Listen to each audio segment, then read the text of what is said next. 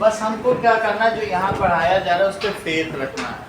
Faith तुम कई बार नहीं रखते हो कि सर आज तो मेरा दिन बेकार गया, यहाँ ऐसा पढ़ाया, ऐसा नहीं कहना है। तद विद्धि प्रणिपातेन परिप्रश्नेन सेव्य उपदेक्षन तिते ज्ञानम ज्ञानिनस तत्वदर्शिना। उनके परिप्रश्न करना है।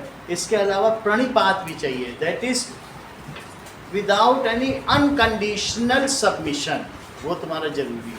तो ये सब नहीं करना। जब श्रद्धा ही नहीं होगी गुरु पे तो तुम पा नहीं सकोगे। और यहाँ जो हर क्लास है तुम्हारे खुद के पढ़े जाने से वो बहुत ज़्यादा है। तुम नहीं सोचो नहीं कि हम 1.5 घंटे घर में बहुत अच्छा कर लेंगे। अलग अलग करना होता तो सब लोग घर ही में पढ़ते, फिर ट्यूशन क्यों चाहिए?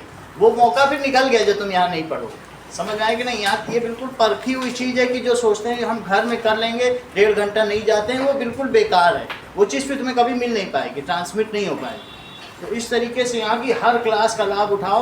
और अल्टीमेटली जिसकी सबसे ज़्यादा प्रेजेंस है और कॉमन इंटेलिजेंस, बहुत ज़्यादा नहीं, सबसे ज़्यादा प्रेजेंस और कॉमन इंटेलिजेंस और संडे टेस्ट जिसने पूरे दिए वही 96 लाया।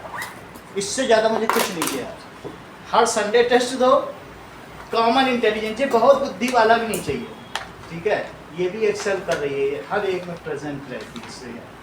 और जब भी तुम इसका 9th का रिजल्ट उठा के देखो, ये कैसे धीरे धीरे वहाँ वो पहुँच जाते, सोचते हम कर लेंगे। हम करने से नहीं होता, हमको मालूम है क्या ट्रांसमिट करना है, कब करना है, हम खुद मैनिपुलेट करना है। तो इस पर भरोसा रखो, करते रहो। तुम्हारा कोई भी प्री बोर्ड आ जाए, कभी भी आ जाए, हम कहते हैं अभी 1 हफ्ते बाद हो, मैं तुम्हारी पूरी तैयारी करवा के देती हूँ और तुम ही एक्सेल करो।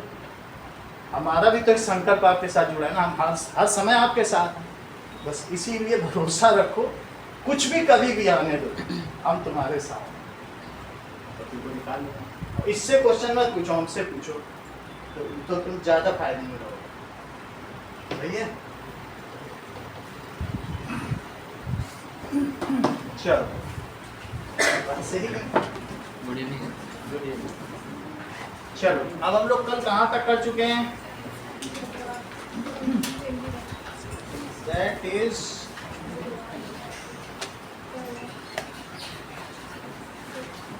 nationalism in India.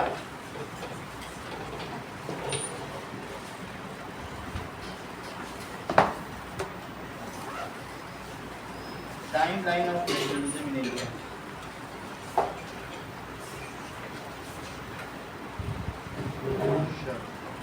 कुछ चीजें हमने देखनी है, अब आगे की बात है। देखो 1885 में कल क्या देखा बताइए? That is foundation of Indian national Congress. इसकी स्थापना हुई, foundation of INC, that is Indian national Congress. ठीक है? अब it has given platform to nationalist leader. It has given platform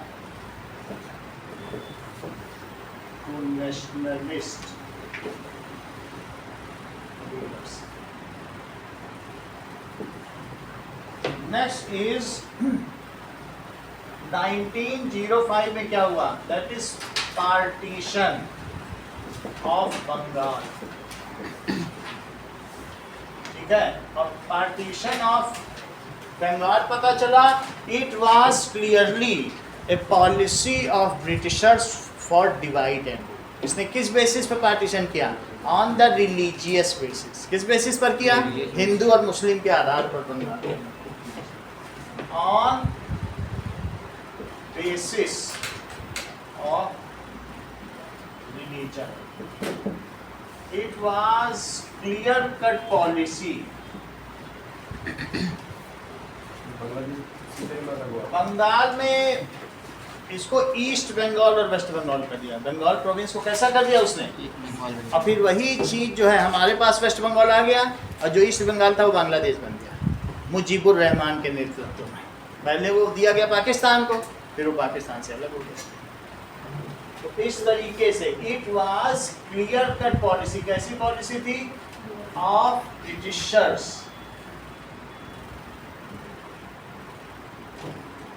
as divide and rule.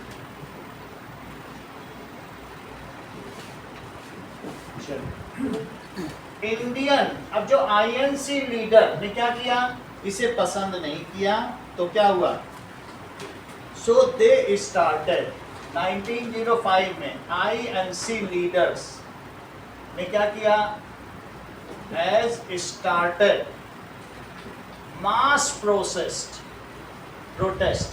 इसके against it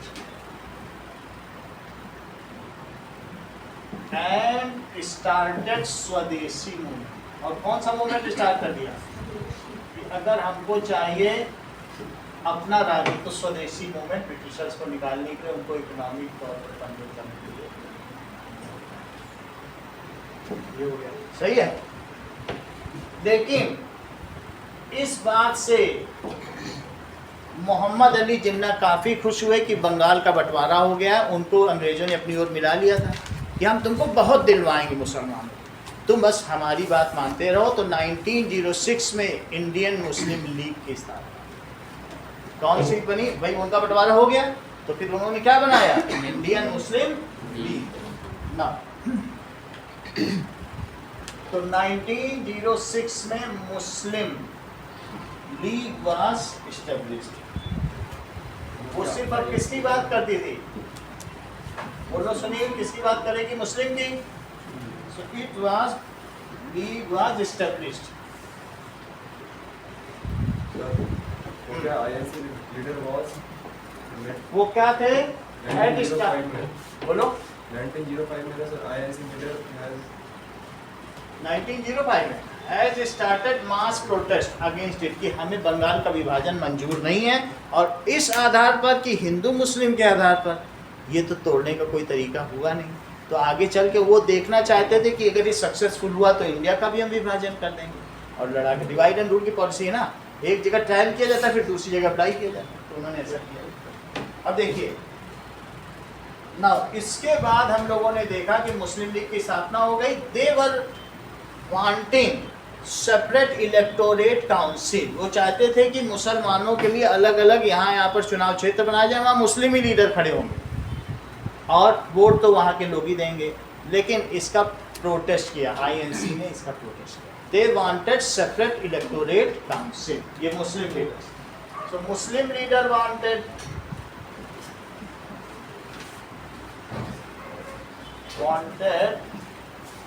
separate electorate council, but INC leader opposed it. उसको oppose किया। अगला देखिए, next is now 1915, इसको कहा जाता है Gandhian era of nationalist movement and mass mobilisation of people, public mass mobilisation. इतना बड़ा आंदोलन ये लोग नहीं कर पाए थे पहले वाले, लेकिन गांधीयन ईरा में। So that is, it is Gandhian era and mass mobilisation of public standard.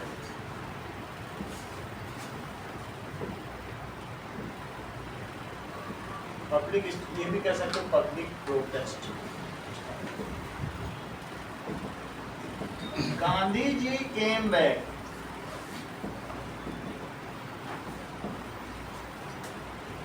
From South Africa after this successful protests in South Africa after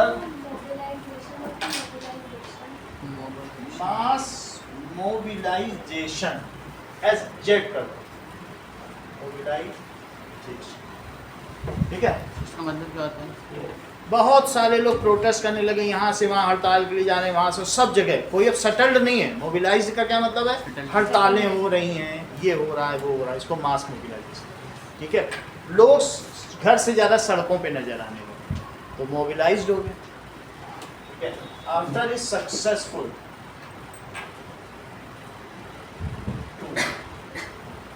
tenure, वहाँ से वो अपना टेन्योर पूरा करके आ गए इन साउथ अफ्रीका। आगे देखिए, फिर इसके बाद 1917 और 18 में क्या किया? 1917 में दैट इज सत्याग्रह मूवमेंट इन चंपारण बिहार, और किसके लिए? फॉर इंडिगो प्लांटर्स के, जो कि बताया जा चुका है आपको, इंडिगो प्लांटर्स। और दूसरा satyagraha movement in Kheda Surat for tax rebate of famine sufferer, जो वहाँ पर फेमाइन हुई थी, तो ठीक है, और क्रॉप फेल्योर लिख लें। अच्छा, इसके अलावा ये तो 17 में मूवमेंट हुए, 1918 में क्या किया? Same Satyagraha movement in Ahmedabad Gujarat, that is for, ये दोनों गुजरात में ही है, फॉर कॉटन मिल वर्कर्स।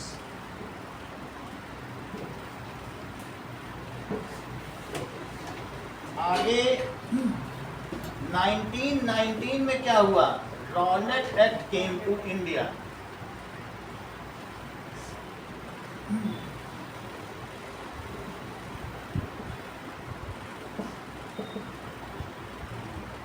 और इसके लिए रॉलेट एक्ट आने के बाद now anybody can be imprisoned for 2 years and the imprisoned person has no right to trial. उसे अपील करने का भी अधिकार नहीं था। उसे रखा जाता है 2 साल तक तुम्हें कुछ भुगता है ना भी नहीं। ये है रॉलेट, ठीक है। That is anybody can be detain किया जा सकता था बिहाइंड बार, सलाखों के पीछे, behind bar up to 2 years and can be declared as political prisoner. उसे ये बोल के दिया जा सकता था डिक्लेयर कि इसने जो है declared as political prisoner.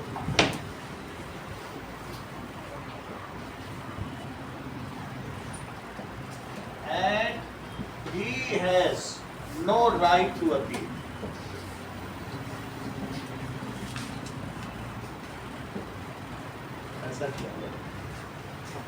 अगला देखिए, 1919 में गांधी जी ने फिर ये सारी चीज हो गई, तो इसी में 1919 में Gandhi ji started nation wide सत्याग्रह अगेंस्ट रॉलेट एक्ट। सही। सो Gandhi ji started nation wide सत्याग्रह अगेंस्ट रॉलेट एक्ट।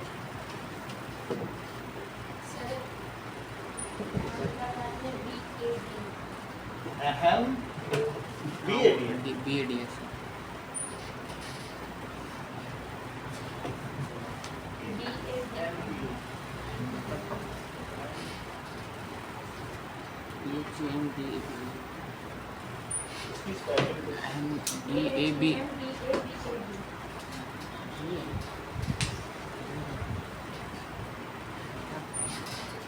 ये नहीं होती है, यहाँ पर ही आएगा।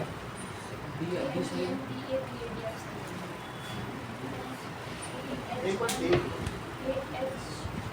इसको देखो, गड़बड़ी हो जाती है। अहमदाबाद ही रहेगा ना? सही।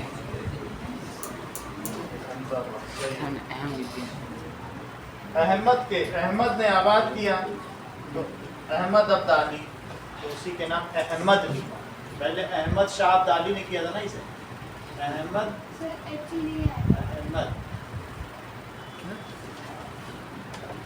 ये नहीं है।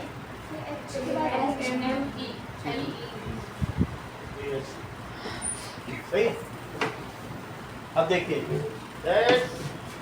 अब नेशन वाइड प्रोटेस्ट हो गया अगेंस्ट रॉलेट एक्ट, फिर इसकी वजह से स्थिति बिगड़ी और अप्रैल में जैसा मैंने कल लिखा दिया था कि स्थिति बिगड़ी, लोग प्रोटेस्ट के लिए बाहर निकल आए, उन पे गोलियां चला दी जनरल डायर ने, और फिर उसके बाद जलियांवाला बाग में ऐसे चला, और ये 13 अप्रैल को हुआ।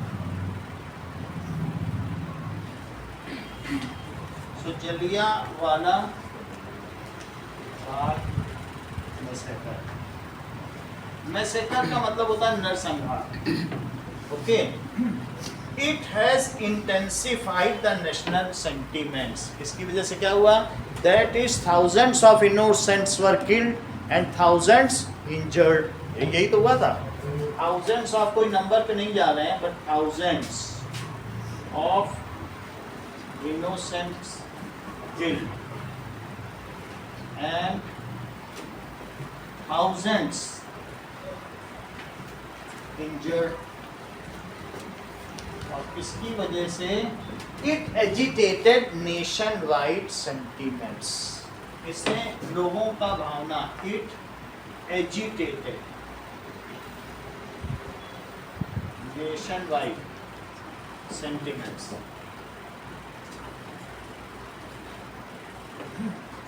उसके बाद नाउ कल यहाँ इसके बाद हम लोगों ने देख लिया था कि नॉन कॉपरेशन खिलाफत मूवमेंट फिर कब शुरू किया? 1921 में। खिलाफत के बारे में कल हम लोगों ने देख लिया था। तो 1921 में Gandhi ji started non cooperation movement. पहले इसका स्पैन आप देख लो कि अगर हम बात कर रहे हैं तो सत्याग्रह कब हुआ? बोलो 1919 में क्या हुआ? सत्याग्रह। और 1917 में क्या हुआ? और 1918 में क्या हुआ? क्योंकि एमसीक्यू है, तो ये चंपारण वाला सत्याग्रह हुआ, ये भी सत्याग्रह है, चंपारण सत्याग्रह। और कौन सा? खेदा सत्याग्रह। और ये क्या सा है? दैट इज अहमदाबाद का सत्याग्रह। और फिर इसके बाद यहाँ से 1920 से 22 तक ये पूरा नॉन कॉपरेशन है, लेकिन 21 में इन्होंने उसके साथ एक किसी को जोड़ दिया। वो कौन सा मूवमेंट था? ये पूरा नॉन कॉपरेशन है, लेकिन 21 में इसे नॉन कॉपरेशन खिलाफत मूवमेंट का नाम दे दिया। तो it is non cooperation movement. और 1921 में क्या हुआ? नॉन कॉपरेशन खिलाफत मूवमेंट। तो हम इसे ऐसे ही देखते हैं। इस पर 4 नंबर का क्वेश्चन बनता है, वो लिखाएंगे। देखो 1922, ठीक है। Gandhi ji wrote in his Hind Swaraj book. उन्होंने क्या लिखा जब वो जेल में थे? कि in Hind Swaraj book Gandhi ji wrote. और उसके बाद ही इन्होंने ये काम शुरू कर दिया, that if Indians do not cooperate या refuse to cooperate with Britishers, then Swaraj will come within 1 year.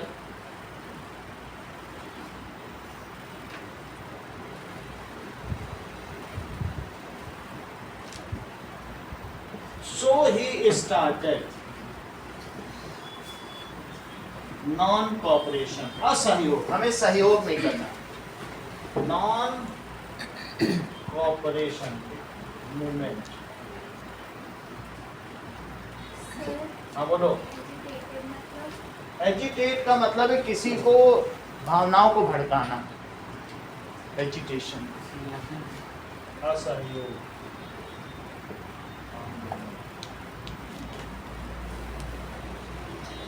जैसे कपड़े को हम ऐसे ऐसे हिलाते हैं ना, तो वर्ल्ड फुलिंग करते हैं जब, तो उससे उसमें एजिटेशन पैदा होता है और सारे उसके दाग निकल जाते हैं।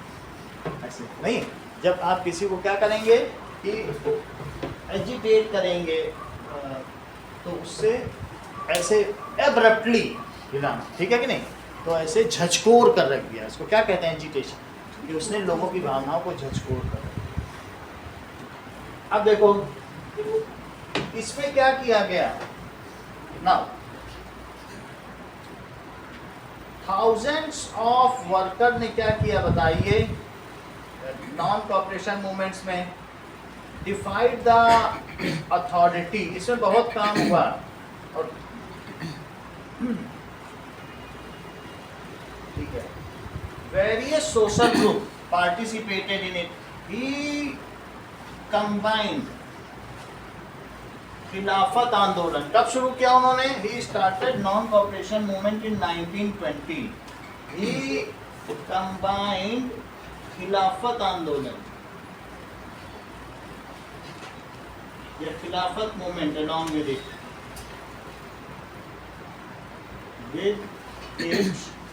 in 1921 में। लेकिन 22 में जो मोहम्मद अली और दूसरे कौन से थे, शौकत अली, उन्होंने एक साल साथ में चलाया, लेकिन मुस्लिम लोग अपने अपने में करते रहे और फिर वो ज़्यादा उन्होंने सहयोग नहीं दिया, ठीक है, अपनी बात करते रहे, क्योंकि उस समय तक किसका फाउंडेशन हो चुका था, 1906 मुस्लिम लीग का फाउंडेशन हो चुका था। तो एक साल तक चलाया, फिर गांधी जी को समझ में नहीं आया, बोले मुस्लिम को ले जाने से कोई फ़ायदा भी नहीं है, तो इसलिए कांग्रेस के लीडर्स भी, अभी मुस्लिम लीग उनमें मर्ज नहीं हुई है कांग्रेस में, तो वो चाहते नहीं थे कि गांधी जी ऐसा करें, तो इन्होंने एक साल बाद बोला खिलाफत आंदोलन से हमारा कोई लेना देना नहीं है। तो शौकत अली ने ये जवाब दिया कि हमारा जो सबसे गिरा से भी गिरा मुस्लिम है, उससे भी गए गुजरे गांधी जी, ये उनका बयान। तो इन्होंने फिर बाद में ज़्यादा उस पर ध्यान नहीं दिया, ठीक है कि नहीं।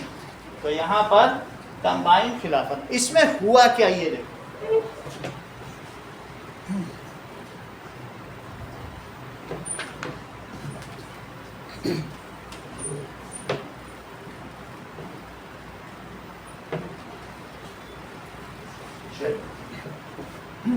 now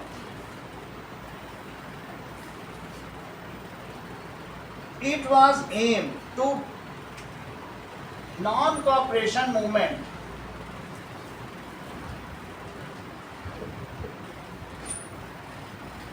was aimed to boycott British goods, ये भी एक स्वदेशी था, स्वदेशी तो साथ में चलता ही रहा, British goods and British institution.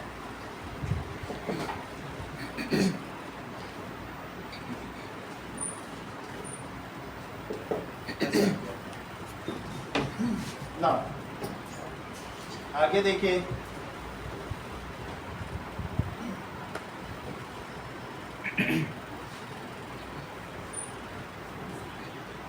students left school, colleges,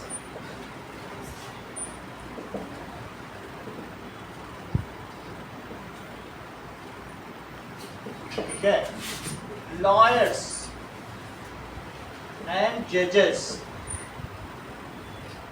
left court, that is उन्होंने कोर्ट छोड़ दिया, ये प्रैक्टिस। और असम प्लांटर्स ने क्या छोड़ दिया, काम करना छोड़ दिया, ये सारा काम हुआ।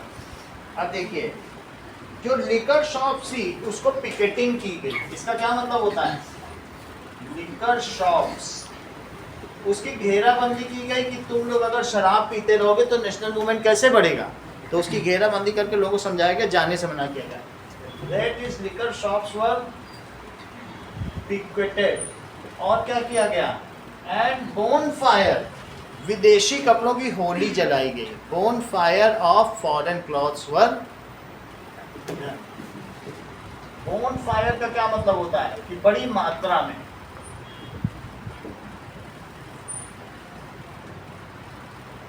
वर्क करना। और क्या किया गया,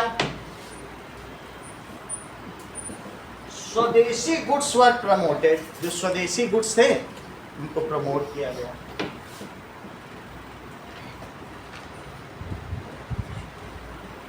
एंड खादी वॉज प्रमोटेड। ये सारा काम नॉन कॉपरेशन मूवमेंट में हुआ। अब देखिए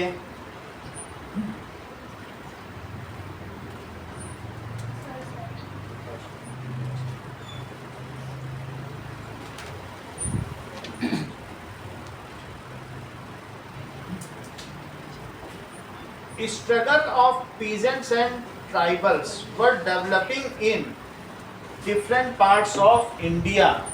इसके अलावा ये मूवमेंट तो चल ही रहा था, लेकिन और भी दूसरे स्ट्रगल्स पूरे देश में चल ही रहे थे। सो along with it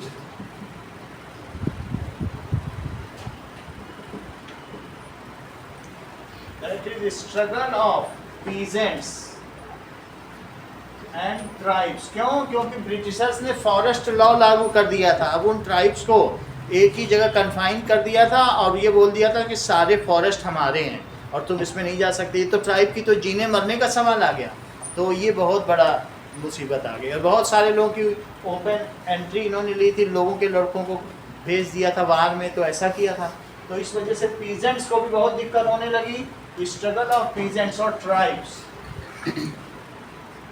were increasing, ये बढ़ते जा रहे थे। तो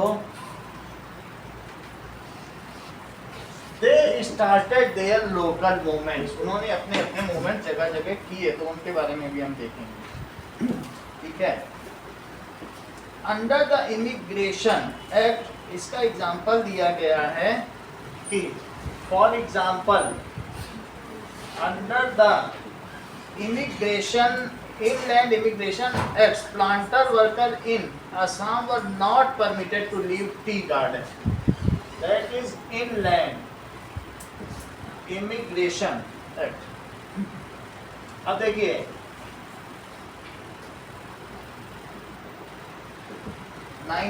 it was the Act 1859, लेकिन promulgate तभी किया गया था। The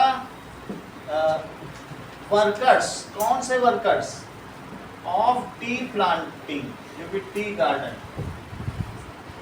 were not allowed to leave their working place या garden। उनको क्या कर दिया गया था? उनको वहां कॉर्डन कर दिया गया था, घेराबंदी कर दी गई थी कि जब तक उनको वहीं रह के फसल उगानी, वो जा ही नहीं सकते। तो उनको भी ये मौका मिला कि अब हम भी जा सकते हैं। इसका मतलब है they thought that the non cooperation movement is for them only. तो वो वहाँ से भाग गए। उन्होंने कहा गांधी जी ने अच्छा आंदोलन चलाया है, इसका मतलब है कि हम भी अब छोड़ के भाग सकते हैं, हमें भी नॉन कॉपरेट करना है। So they have taken in this way. लेकिन वो जहाँ भी थे रास्ते में पकड़ लिए गए, उनकी बहुत पिटाई की गई और वापस वो बुला लिए गए। ठीक है। सो वो टी प्लांटर्स ने क्या सोचा कि when they heard about non-cooperation movement,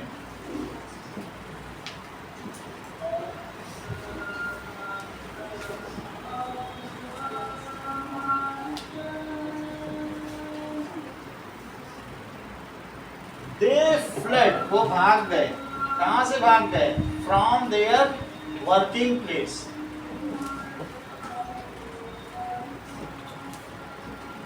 Later on they were caught या captured।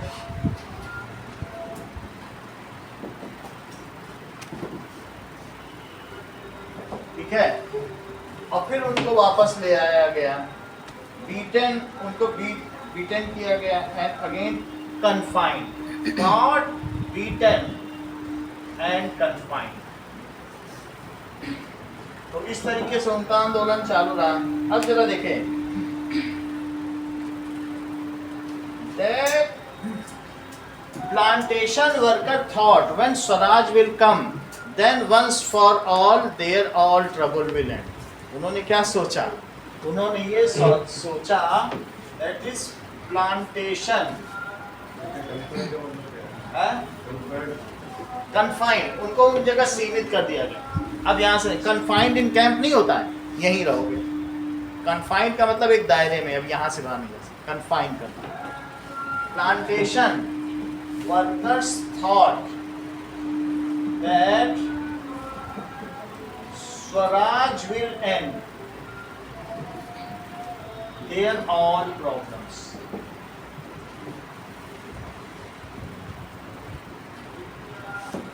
इसलिए उन्होंने इसका हिस्सा वो बने ना। अब अगली बात होती है कि 1992 तक क्यों चला। इन 1992, ठीक है, दैट इज 22, क्या हुआ, देयर वाज इंसिडेंट। अब देखो चौरी चौरा कांड हो गया जो कि बिहार में है। So in 1992 there was Chauri Chaura incident in Bihar, Gorakhpur, sorry ये कहाँ पर है, गोरखपुर, ठीक है। चलिए, ठीक है, उत्तर प्रदेश, यूपी में गोरखपुर के पास, ठीक है। इसमें क्या हुआ, चौरी चौरा इंसिडेंट में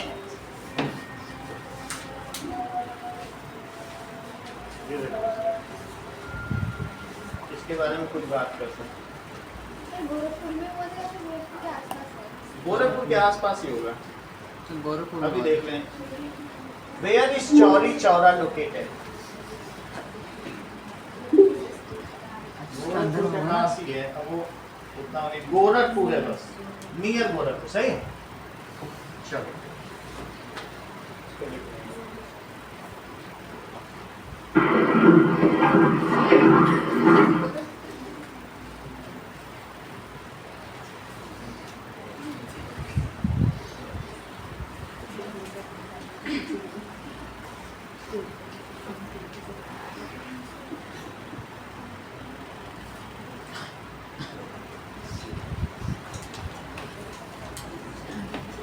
पहले सूट काटो, दूसरों को जाने दो मोर्चे पर।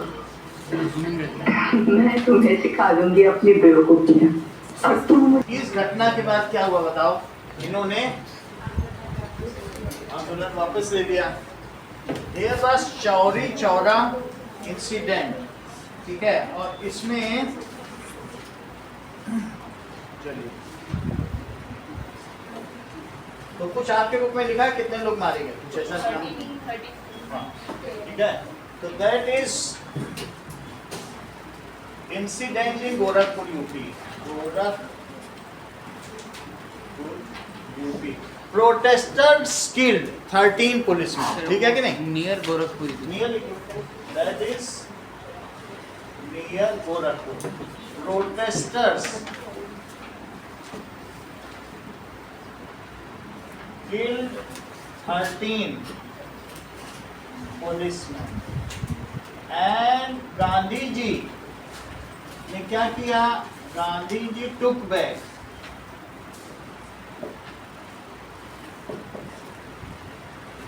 या rolled back, took back भी लिखते हैं या rolled back,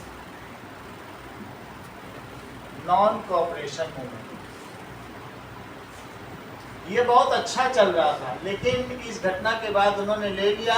तो जो लोग स्कूल छोड़ चुके थे, जेल छोड़ चुके थे, सारी अपनी पोस्ट, वो निराश हुए। ये तो हमारा मूवमेंट चलेगा नहीं, और जब मूवमेंट ही नहीं चलेगा तो स्वराज कैसे आएगा। जब एक बार ये रहता कि अब तो मूवमेंट ही बंद हो गया, अब तो स्वराज नहीं ला पाएंगे, तो वो फिर अब ज्वाइन करने लगे।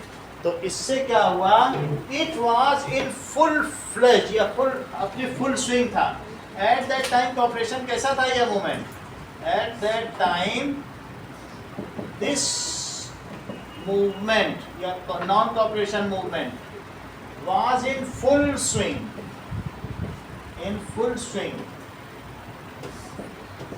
and all who have joined this movement were now disappointed। और फिर ऐसा इसके बाद दूसरा कोई भी मूवमेंट इंडिया में नहीं हो पाया जितना ये। फिर लोगों का भरोसा उठ गया कि कभी भी वापस ले लेते हैं, और हम अपना सब कुछ छोड़ छाड़ कर इनके मूवमेंट के चक्कर में थे। तो अब इसलिए क्या हुआ, जो people who were supporting this movement were disappointed.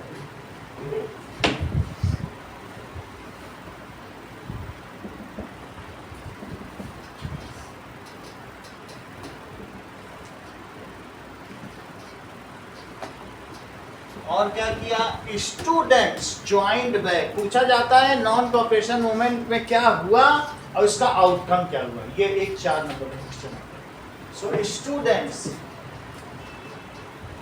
And teachers दोनों लोग, ठीक है, joined back college.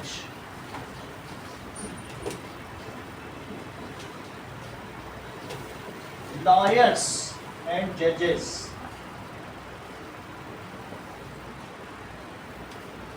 started their practice.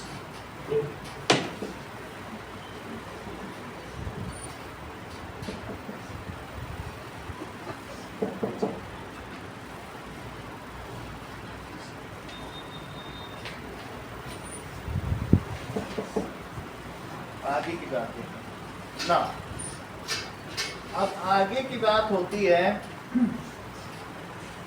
इन 1928 क्या हुआ। ये सारी समस्याएं आ रही थी। सो फॉर स्मूथ फंक्शनिंग, कि ये सारा गड़बड़ क्यों हो रहा है, ब्रिटिश रूल ने यहाँ पर एक कमीशन बैठाया कि यहाँ के कॉन्स्टिट्यूशन में क्या अमेंडमेंट किया जाए, स्मूथ फंक्शनिंग कैसे की जाए।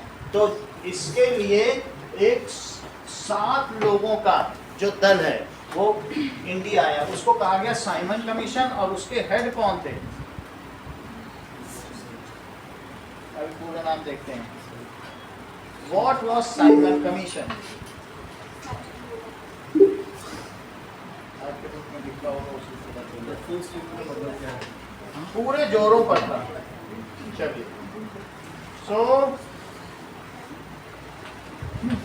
देखिए इन 1927 में क्या हुआ कि to review the government of India act. इसके पहले जिस पर हम लोग चल रहे थे 1919 के गवर्नमेंट ऑफ इंडिया एक्ट पे चल रहे थे, उसमें रिव्यू की जरूरत थी। ये सब स्मूथ फंक्शनिंग क्यों नहीं हो पा रही है।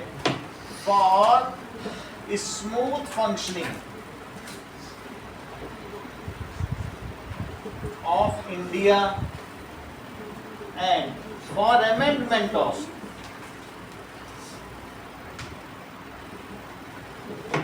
गवर्नमेंट ऑफ इंडिया एक्ट 1919, ये सब 1919 का है।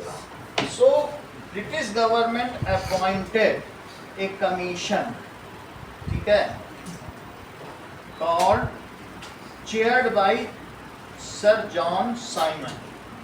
British government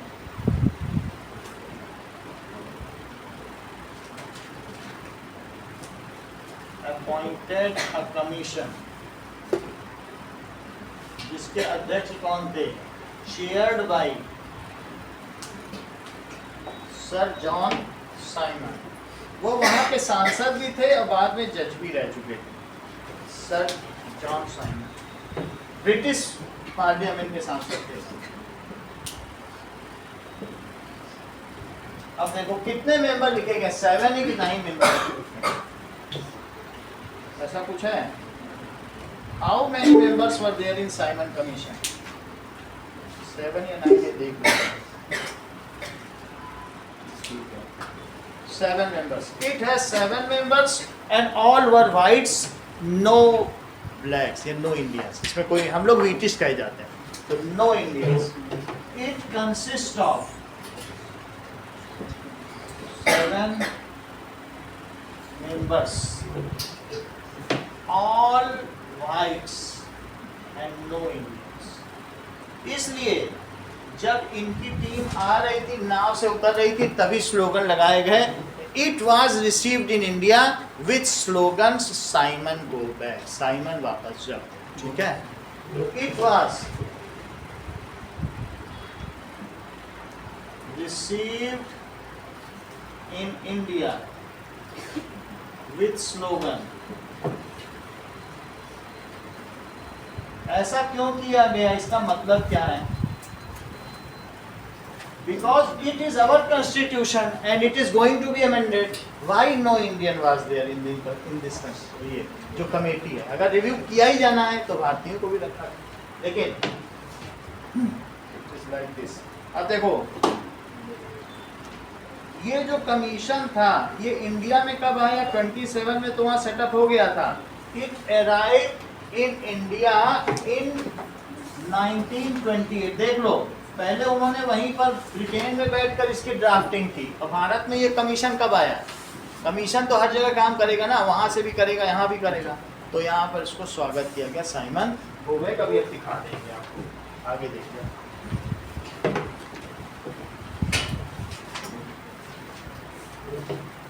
non cooperation movement अब बंद हो चुका था और यहाँ पर 1928 में क्या हुआ?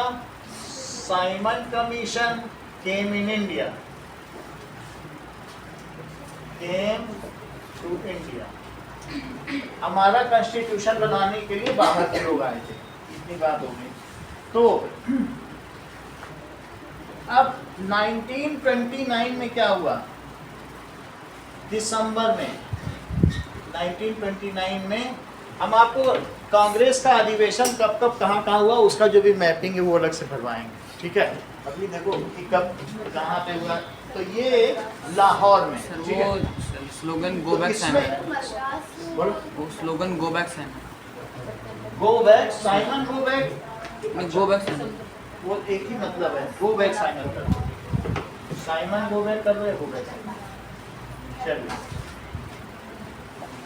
सर वो मद्रास और नागपुर क्या? ठीक है. अब देखिए, दिसंबर में जो लाहौर में इनका मीटिंग हुई उसमें जवाहरलाल नेहरू ने कांग्रेस की मीटिंग में पूर्ण स्वराज की मांग करा. तो इन 1929 में इन लाहौर कांग्रेस मीटिंग, लाहौर कांग्रेस में उस समय अध्यक्ष कौन थे इस कांग्रेस वर्किंग कमेटी के? कभी सुभाष चंद्र बोस भी रहे, कभी जवाहरलाल नेहरू भी रहे. अलग अलग समय पे अलग अलग लोग रहे. उस समय जवाहरलाल नेहरू थे. तो उस समय जो कांग्रेस वर्किंग कमेटी की मीटिंग हुई तो क्या हुआ?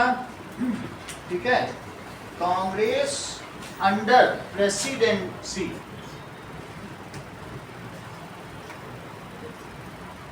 ऑफ पंडित जवाहरलाल नेहरू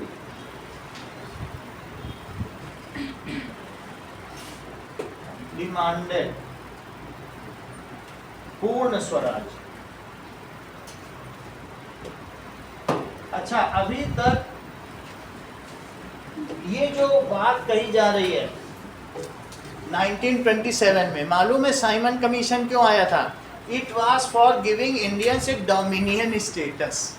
क्या तुम जानती हो डोमिनियन स्टेटस क्या होता है? अर्ध स्वराज. यानी you will look in your internal matters and we will look your external matters. ये डोमिनियन स्टेटस साउथ अफ्रीका में है, ऑस्ट्रेलिया में है और कई जगह जहाँ ब्रिटिश का रूल था सब जगह है. इंडिया ने बोला no, India denied the dominion status. क्या तुम्हें मालूम है कि हम डोमिनियन स्टेटस में कब से कब तक रहे? 1947 से 50 तक, 26 जनवरी तक. हम उन्हीं का 3 साल जब हम आज़ाद हुए ना, हमारा संविधान नहीं था, तो उन्हीं के लोग, उन्हीं के ही जो थे लॉर्ड माउंटबेटन और ये सब थे. और फिर हमारे जो पहले राजगोपालाचार्य थे वो पहले हमारे ये रहे, दैट इज़ वाइस राय. वो वाइस राय तो थे. तब कहाँ पोस्ट होती थी? प्राइम मिनिस्टर और प्रेसिडेंट की होती थी कि नहीं? तो भारत के प्रथम वाइस राय कौन थे? राजगोपालाचारी. और उनके लास्ट कौन थे? That is Lord Mountbatten. तो कब से कब तक हमारे यहाँ डोमिनियन स्टेटस है? 50 तक, 26 जनवरी तक. तो ये हम लोग उस समय अर्ध स्वराज पर की अवस्था, तो पूरा स्वराज नहीं था. जब हमारा अपना बन गया फिर हम समझ में आ गई बात कि नहीं? तो उन्होंने पूर्ण स्वराज की मांग की. देखो लिखा है, सर तो एक ही साल का? 3 साल हुए ना, अगस्त से लेकर जनवरी तक, तो कुछ 2 साल 10 महीने ना, आज़ादी से लेके 26 जनवरी तक. अब ये देखो, and denied the offer of British rule of dominion states. ये लिखना जरूरी है, पूर्ण स्वराज के साथ लिखो. उन्होंने किस चीज को मना किया? बोले हमको नहीं चाहिए तुम्हारा डोमिनेट. उसके लिए साइमन भेजा गया. And rejected the offer of dominion status.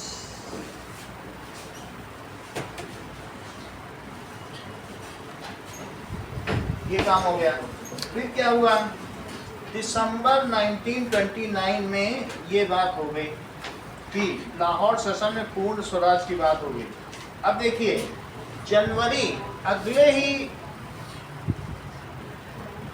1930, देखिए 1930 में एक महीने बाद गांधी जी ने 11 सूत्रीय प्रोग्राम दैट इज 11 पॉइंट्स लिख करके इरविन को भेजा, लॉर्ड इरविन, ठीक है, जो वहां के वाइसरॉय थे, तो उनको भेजा।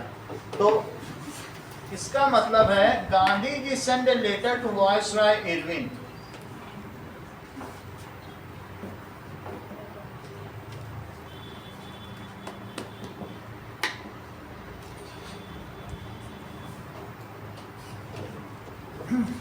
with 11 डिमांड्स, लेकिन वो डिमांड्स रिजेक्ट कर दी गई। ठीक है, अब बताओ क्या होने वाला है। यहाँ पे क्या हुआ था, नॉन कॉपरेशन मूवमेंट हुआ था, इनकी बाजी ऊपर थी। एक चौरी चौरा कांड क्या हो गया, इन्होंने अपना सब वापस ही ले लिया। वापस लेने के बाद अब इरविन जान गए तो अब तो वापस ले चुके हैं, इनका फेल हो गया, तो उसने इनकी पूरी 11 डिमांड को क्या कर दिया, रिजेक्ट कर दिया। गांधी जी ने देखा मेरी डिमांड रिजेक्ट हुई, अब उन्होंने एक नया आंदोलन शुरू किया और दैट इज डिसओबीडियंस। तुमने हमारी अवज्ञा की, अब हम तुम्हारी अवज्ञा, है ना। सिविल सविनय अवज्ञा आंदोलन शुरू कर दिया, civil disobedience movement. Now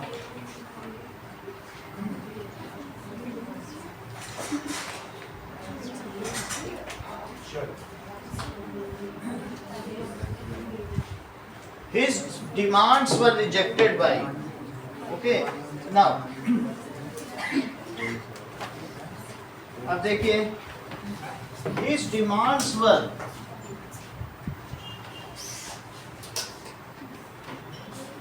rejected by Irving।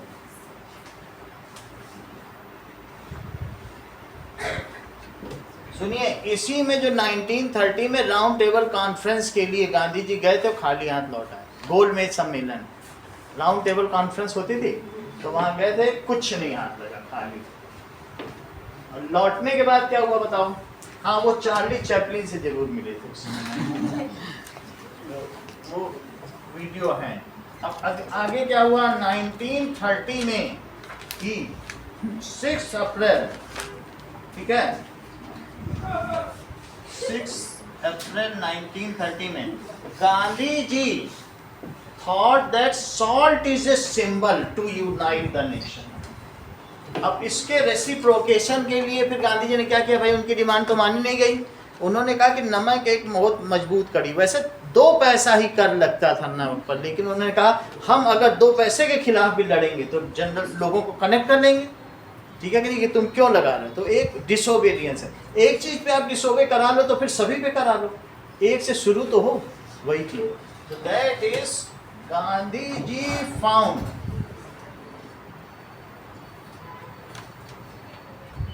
That, और वो उनके ही एरिया में ही नमक बनता था, अभी भी बनता है। That is found that salt is powerful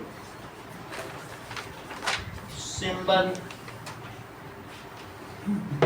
to connect people and protest against British rule।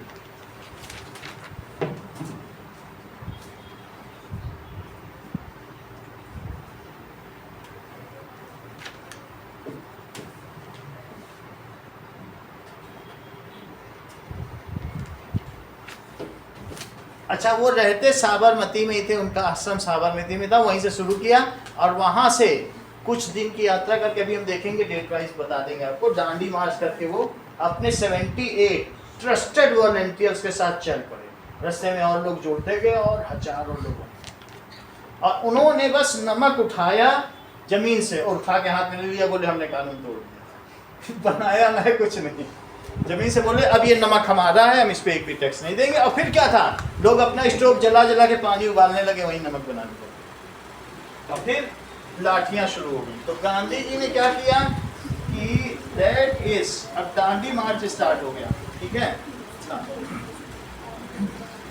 So he started, Gandhi ji ने 6 अप्रैल को क्या किया, he started civil disobedience movement by breaking salt law.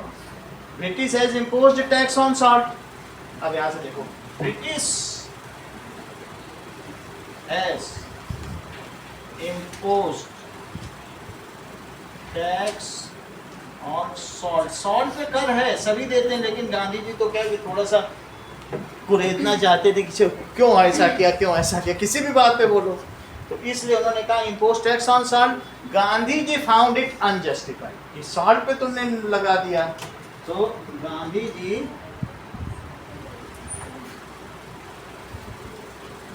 Found it unjustified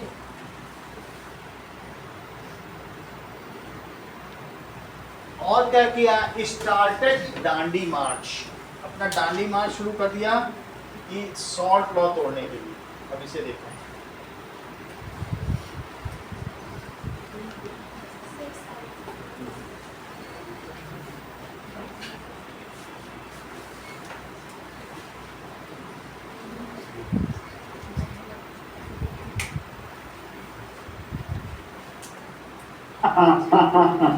इतनी बात तुम्हें समझ में आ गई। अब दांडी के बारे में कुछ डिटेल लिख लें कि दांडी मार्च कब से कब तक चला, कैसे चला, ये लिखो। Now it was a peaceful protest. It started from Sabarmati. It, sir वो लाइन कंप्लीट नहीं है। हाँ ठीक है। Now Gandhi ji found it unjustified and started to break salt law and started civil disobedience movement. उन्होंने सविनय अवज्ञा करने का एक आंदोलन चलाया, बोला पहला कानून मैं ही तोड़ूंगा, आप लोग फिर तोड़ना, नमक कानून तुम्हें अभी तोड़े दे रहा, फिर तुम लोग भी तोड़ो, जो समझ आए। तो पहला इनका खुद का था। तो कौन सा मूवमेंट चालू किया, सिविल डिसओबे। इसका मतलब क्या था, सिविल डिसोबीडियंस मूवमेंट का मतलब था, यहाँ था कि सत्य का आग्रह, कोई गोली मारे तो खा लो। इसके बाद क्या था कि उनका साथी छोड़ दो, और तीसरी चीज जो कहोगे उल्टा करेंगे। ये उससे ज्यादा बोल्ड स्टेप है, धीरे धीरे ज्यादा ग्रेजुअल बोल्ड हुआ। सत्याग्रह खड़े रहेंगे, गोली मारना है मार दो। दूसरा था हम काम ही नहीं करेंगे तुम्हारे साथ। तो तीसरा क्या है, उल्टा करेंगे जो करो। और चौथे में भारत छोड़ो। तो धीरे धीरे ग्रेजुअली तेज आते गए ना लोगों में, जैसे जैसे साथ। So civil dis it's first step was to break salt law. वो कैसे स्टार्ट हुआ, इट्स फर्स्ट एग्जांपल किसने सेट किया, ये step was breaking salt law.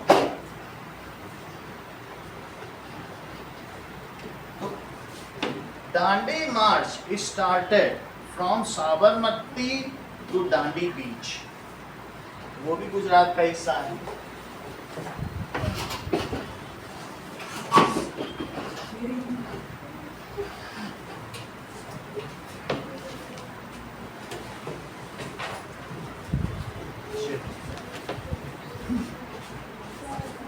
That is now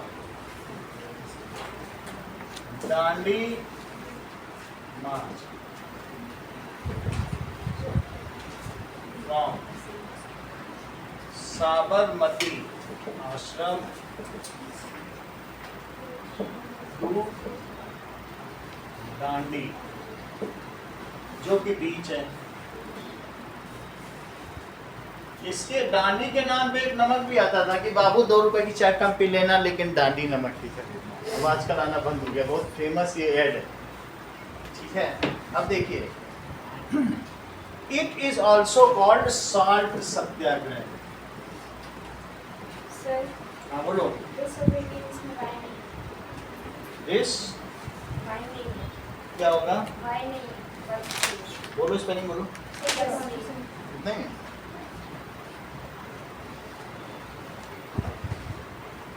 चलिए, so it is also called salt सत्याग्रह।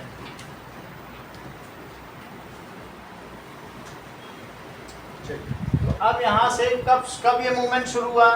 1930 में। कौन सा हुआ? Civil disobedience.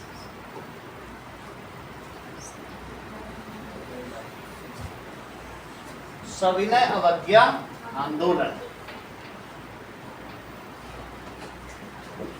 विनय के साथ अवज्ञा, तुम्हें कुछ नहीं करेंगे, बात नहीं मानेंगे। ये कौन सा था? असहयोग आंदोलन।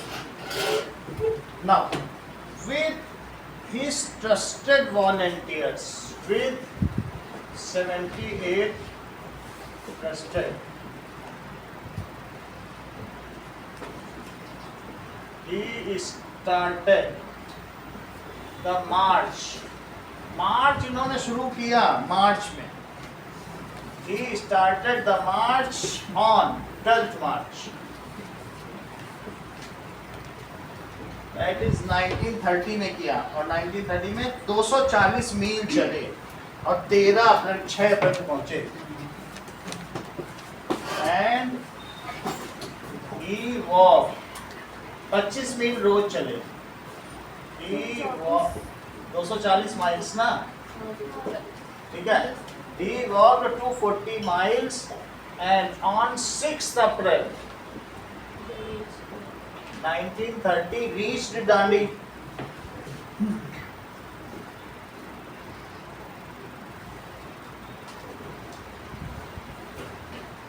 And broke salt. वहाँ इतनी लाठियां चली कि बहुत सारे कांग्रेस लीडर मारे।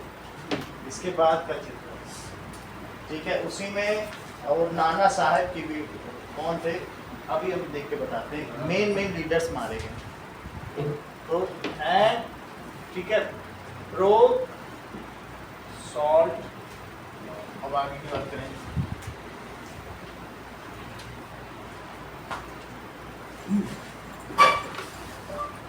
Which prominent leader was killed during breaking salt law?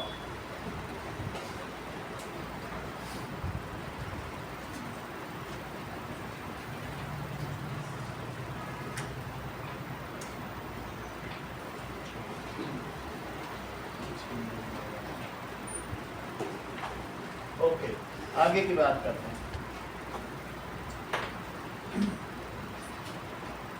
In order to crush civil disobedience movement, the colonial government once again followed the policy of repression and arrested many leaders. इसके बाद गांधी जी और खान अब्दुल गफ्फार खान दोनों को jail भेज दिया गया, क्योंकि they had, ठीक है, so to repress का मतलब दमन करने के लिए, this movement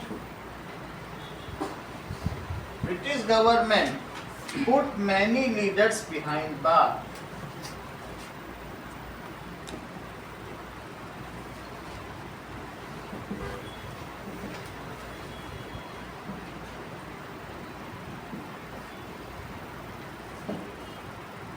Gandhi ji, Pandit Jawaharlal Nehru and Khan Abdul Ghaffar Khan were held behind them.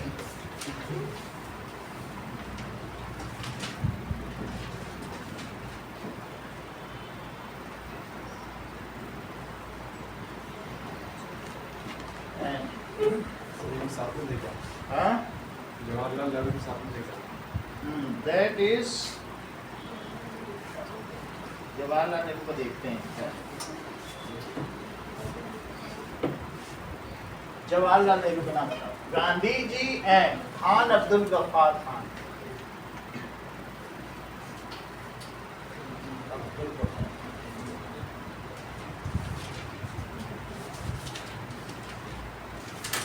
Were in prison, इनको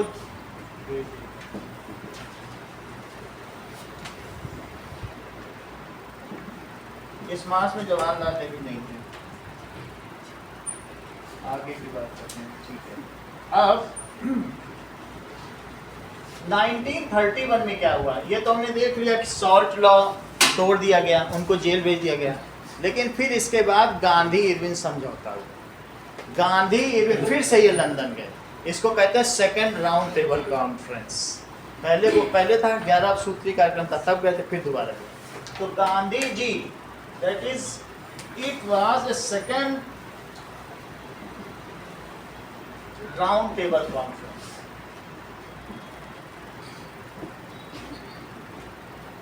held in London. It was held. It is called Gandhi Irwin pact. Irwin तो आप देख ही रहे हो, तो Gandhi Irwin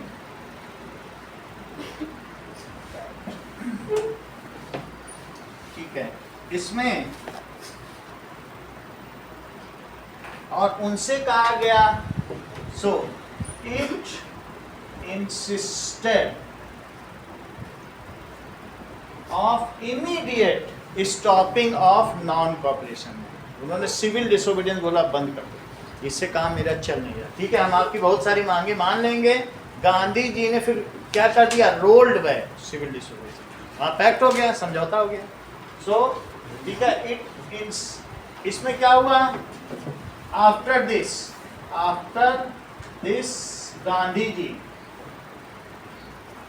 rolled back civil disobedience, rolled back।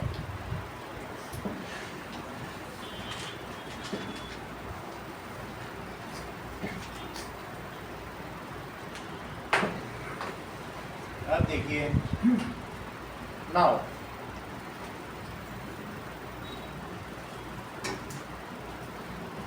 in countryside the rich peasants community like Patidars of Gujarat and Jats of Uttar Pradesh were active in civil disobedience movement। उन्होंने roll back कर दिया, लेकिन कंट्री साइड में यानी गांव और जगह पर क्या क्या इम्पैक्ट हुआ, इसके बारे में एक नोट आता है कि सिविल डिसोबीडियंस में क्या क्या चीजें हुई।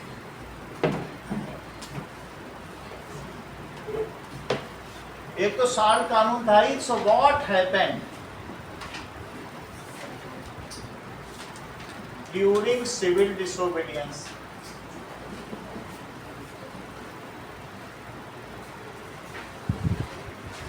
जो अवध के किसान थे वो जमीन किराए पे लेते थे, उन्होंने बोल दिया कि हम जमीन का किराया नहीं देंगे। जो जहां था वो डिसोबे ही कर रहा था गांधी जी के नाम पे।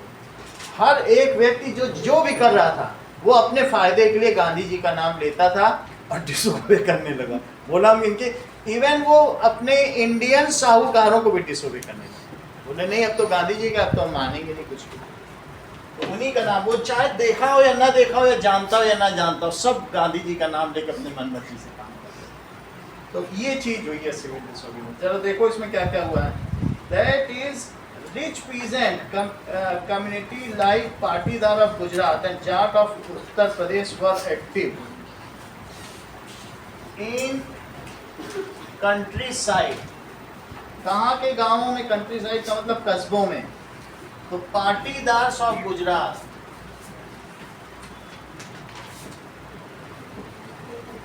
और बोलो मेरठ और सब में कौन रहते हैं? जाट रहते हैं कि नहीं? तो Jat of Uttar Pradesh were actively participating in this movement।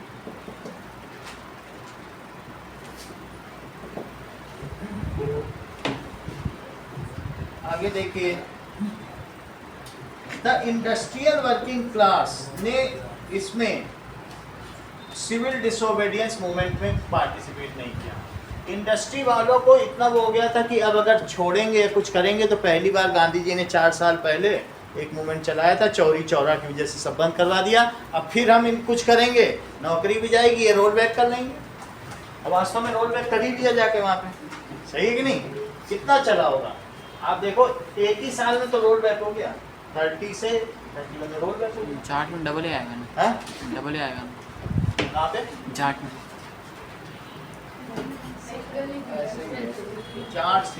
Charts of. अब देखो, that is industrial working class. किसने पार्टिसिपेट किया और किसने नहीं किया? Working class had not participated in this movement. ठीक है,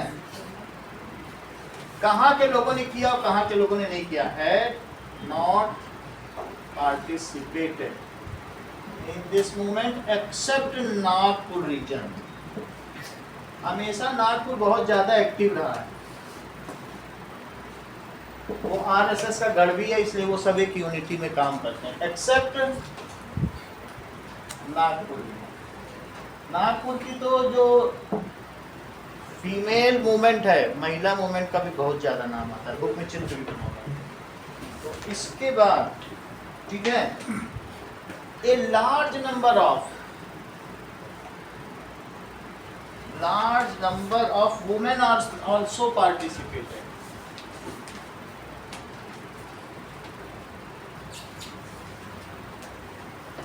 In this moment,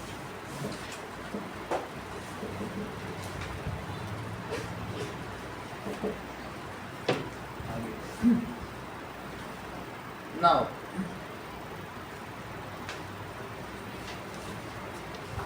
Dalits had kept away from this movement. उन्होंने कहा कि पहले ही हमें ब्राह्मणों ने इतना सारा अत्याचार किया है, तो हम किसी भी मूवमेंट में क्यों हिस्सा लें। अब इसके बाद गांधी और अंबेडकर का भी पैक्ट होगा, सही है। दलित ने अपने आप को लग रखा, Dalits have kept away from this. अभी जो उसके बाद तो जो शौकत अली ने बोल दिया था गांधी जी को, तो गांधी जी ने कभी भी मुस्लिम्स को अपने किसी भी मूवमेंट पे नहीं लिया, सही है कि नहीं? क्योंकि पहले ही वो इतने बिट्रेड हो गए थे 1 साल के मूवमेंट की वजह से, वो उनसे फायदा चाहते थे वो लोग, लेकिन देश के लिए वो कोई कंट्रीब्यूट नहीं कर रहे थे। कहते हमारे मामले में पढ़ो, गांधी जी से कह रहे थे। गांधी जी कहते तुम भी तो हमारे मामले में पढ़ो, देश की आज़ादी के लिए तो 2-4 तो स्लोगन लाओ, वो लाते ही। तो Dalits kept away from this movement themselves away, अपने आप को इस मूवमेंट से दूर रखा। ये सारा चीज हुआ, तो हम इससे इसका ये पता कर सकते हैं कि मास मोबिलाइजेशन कितना हुआ, क्या जितना कहा जा रहा है उतना बड़ा था भी कि ये नहीं था, ये इन सब चीजों से पता चलता है।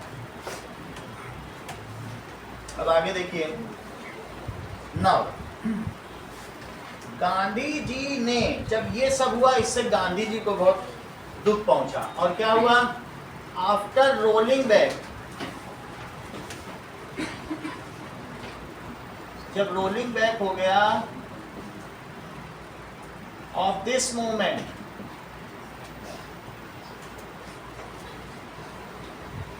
ठीक है, Gandhi ji started inclusion of Dalits into mainstream. बोले जब इतना 70% हमारा दलित और ट्राइब ही नहीं पार्टिसिपेट करेगा तो कोई मूवमेंट कैसे चलेगा। तो उन्होंने क्या किया कि बोला ये हरिजन है, क्या बोला?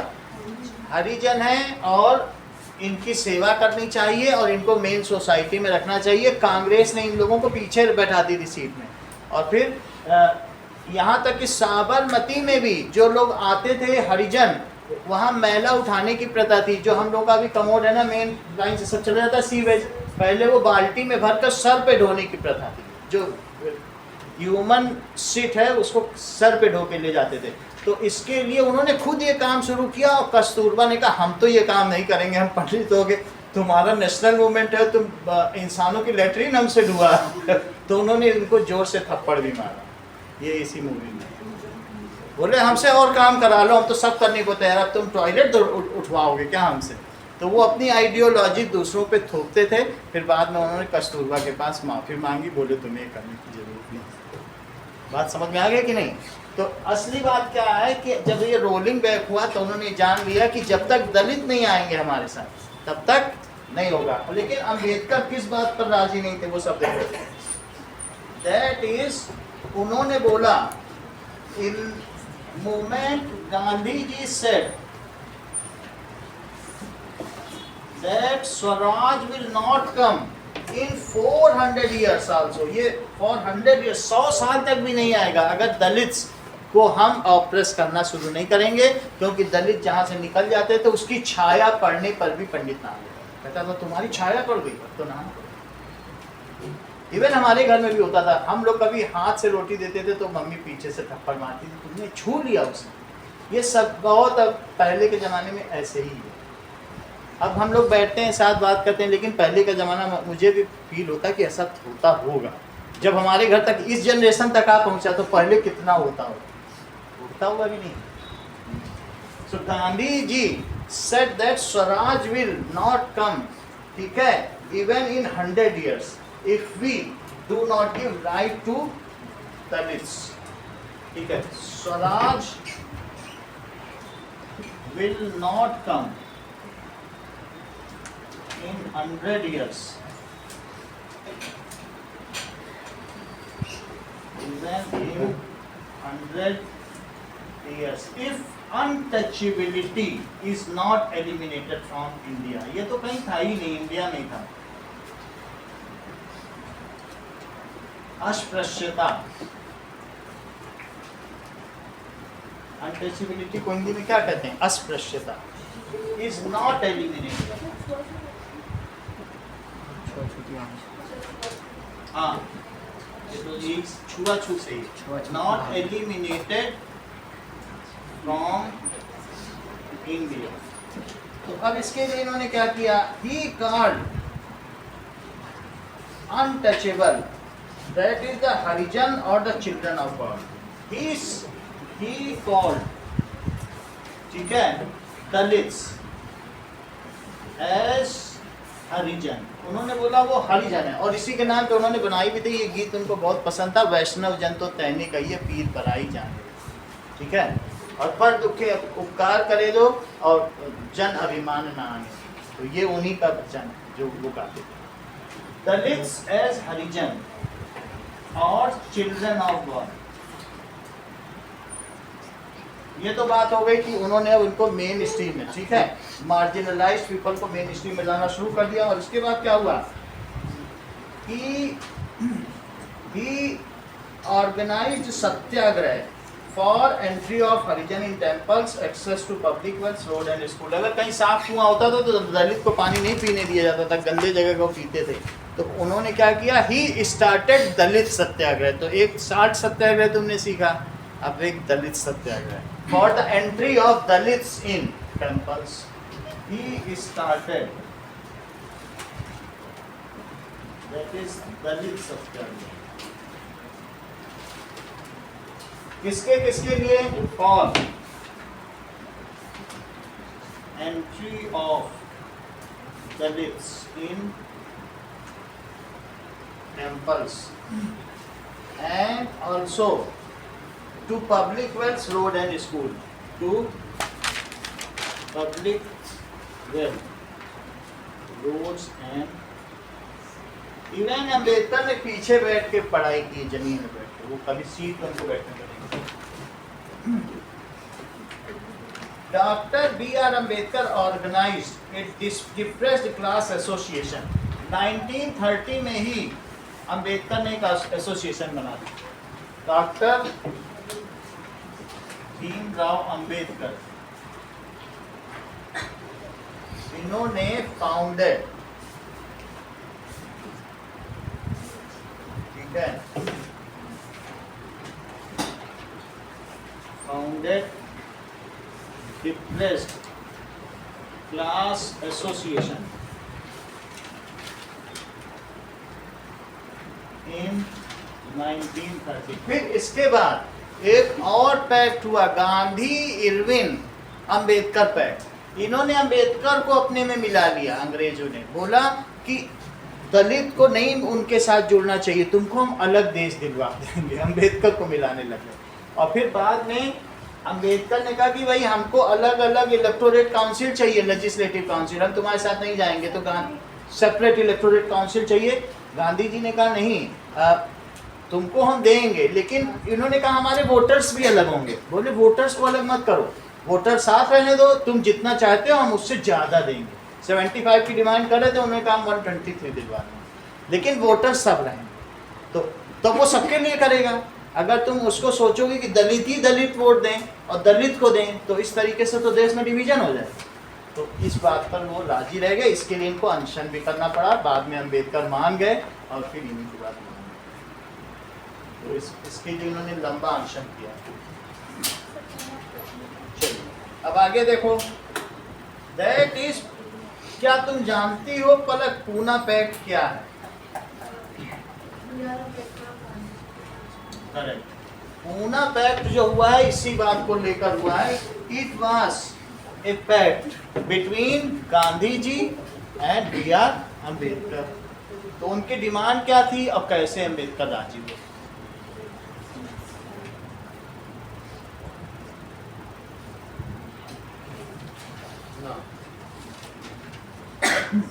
In 1932 there was a Pune Pact। इस चीज को between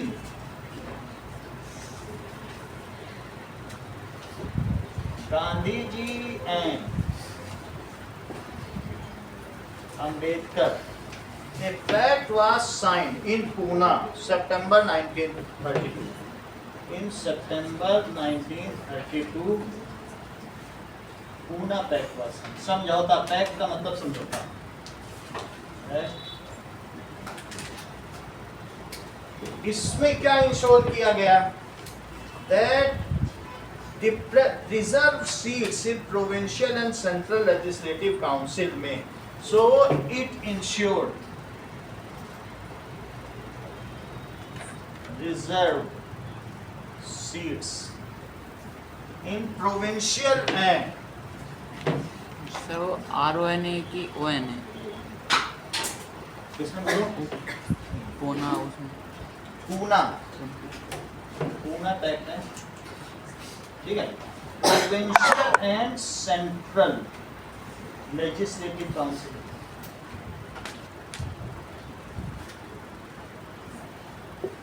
कि इनको सीटें दी जाएंगी। अभी भी आपको मालूम है एससी के लिए अलग है, एसटी के लिए अलग है।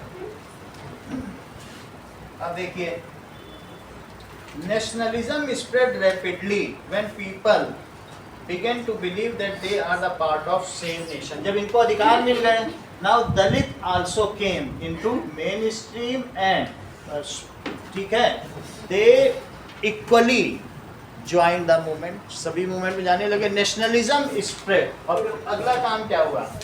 That is in on August 1942 को क्या हुआ?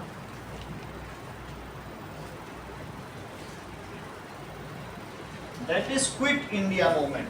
Now the Quit India movement was launched.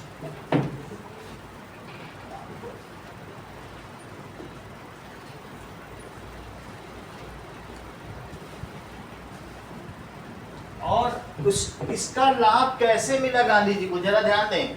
ये तो हमने 30 की बात कर दी कि राउंड टेबल कॉन्फ्रेंस हुआ, और 31 में 32 में पूना पैक्ट हुआ, 1932 में क्या हुआ? पूना पैक्ट। अब देखो इसके बाद क्या हुआ? 1939 में क्या था बताइए, से 1945, दिस इज वर्ल्ड वॉर 2। इतने ज्यादा, आप समझो 46 फाइटर जेट से ये हिटलर बम गिरा रहा था लंदन। इतनी बुरी हालत थी। और ऐसे में अब ब्रिटिशर्स के पास कोई और रास्ता नहीं था, उन्होंने रोल बैक करना शुरू कर दिया था। यहाँ ध्यान ही नहीं दे पा रहे थे, इतने सारे उनके पास कॉलोनीज थी, किसको ध्यान दे, और यहाँ मूवमेंट बढ़ता चला जा रहा था।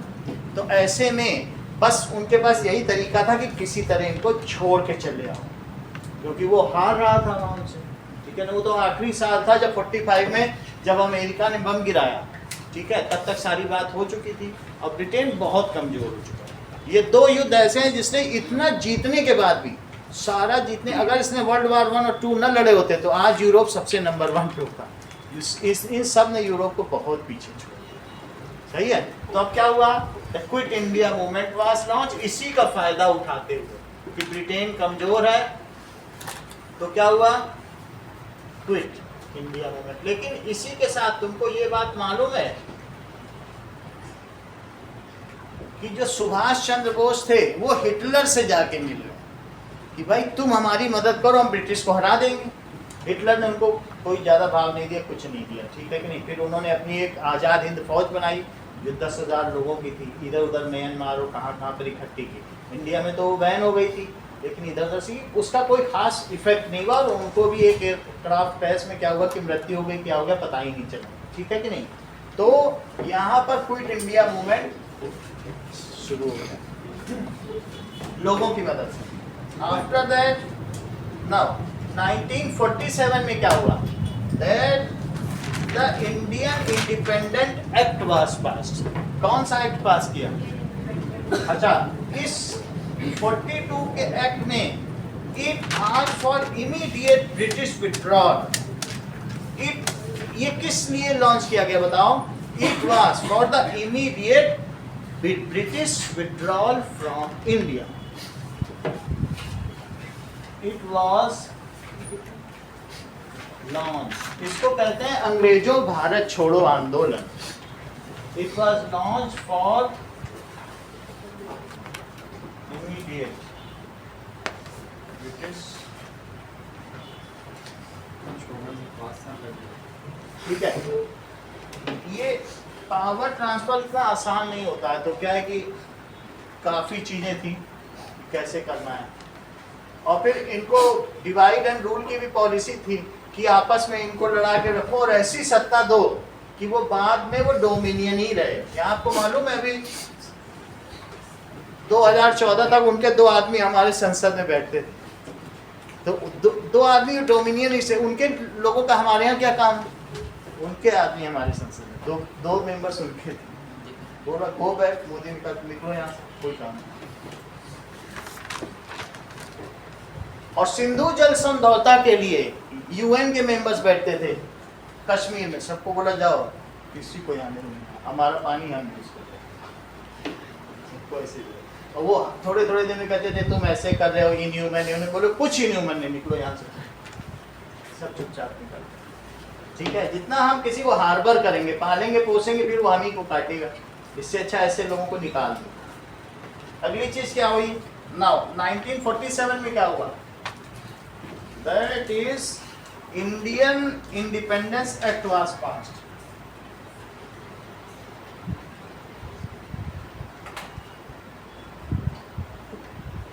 एक्ट वाज पास्ड, और इसकी वजह से क्या हुआ?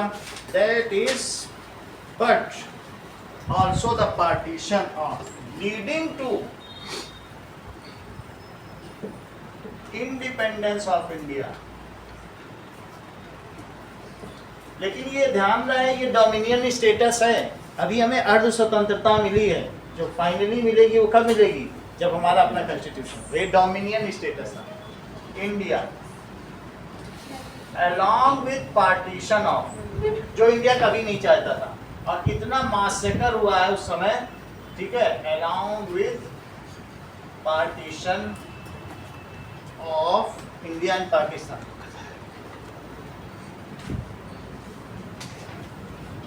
हमारी नानी बताती थी उनके समय में ऐसे ट्रेनों में भर भर के लोग आते थे, और वो ट्रेनों में सब कटे हुए लोग आते थे जो पाकिस्तान से आ रहे, और यहाँ से जो जा रहे थे वो भी कटे हुए ही लोग उधर जा रहे थे। ट्रेन में मार दिए जा रहे थे इंसान कि वहाँ जाएंगे तो उनकी ज़मीन लेंगे, ये करेंगे।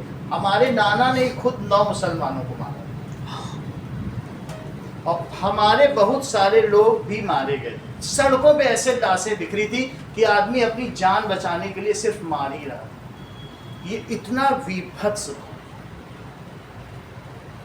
आप समझ कि कोई कुछ नहीं कह रहा, जिसको जिसका मन कर रहा है वो मार।